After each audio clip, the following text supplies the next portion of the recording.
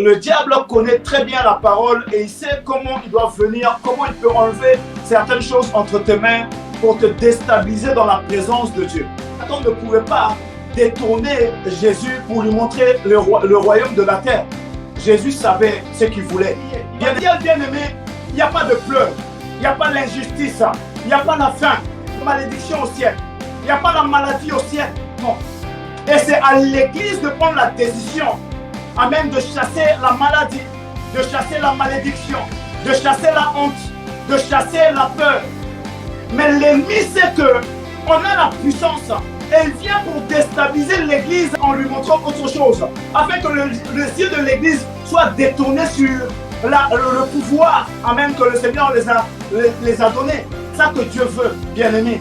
La volonté du ciel doit se faire sur la terre. On doit le proclamer. Tu dois le proclamer dans ta maison. Bien-aimé, tout se passe ici.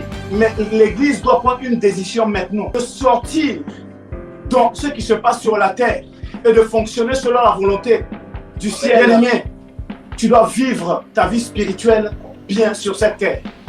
Sans faille, sans baisser les bras, sans fatigue, sans lourdeur, sans découragement.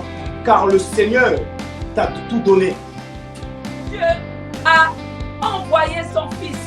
Parce que le sacrifice, les offrandes, le sang des boucs et des taureaux ne suffisait pas pour pouvoir ôter le péché, pour pouvoir purifier et sanctifier le peuple du Seigneur. Je dis, il vient lui-même avec le corps que Dieu lui a formé. Et nous parlons de quel corps? Nous parlons du corps de Christ. Nous parlons du temple du Seigneur. Le corps est déjà formé.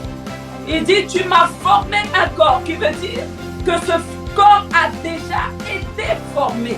Depuis, dans le monde spirituel, le corps de Christ est déjà formé. Tous ceux qui doivent faire partie du corps sont déjà prédestinés d'avance.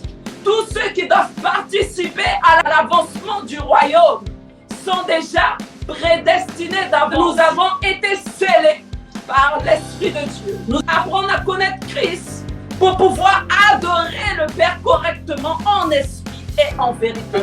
Donc si vous arrêtez de river vos yeux sur ce temple qui est physique, et je vous demande de tourner vos regards vers moi maintenant.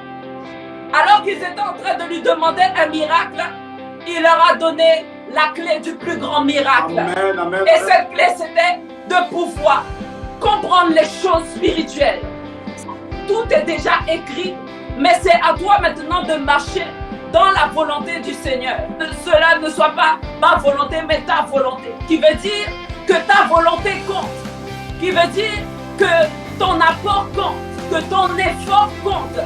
Même quand les choses sont déjà écrites et sont déjà formées, c'est à toi maintenant de prendre possession de ces promesses, possession de ce que Dieu a écrit d'avance, possession de ce qui t'est déjà prédestiné pour pouvoir faire partie de ce corps. C'est quelque chose qui est déjà acté.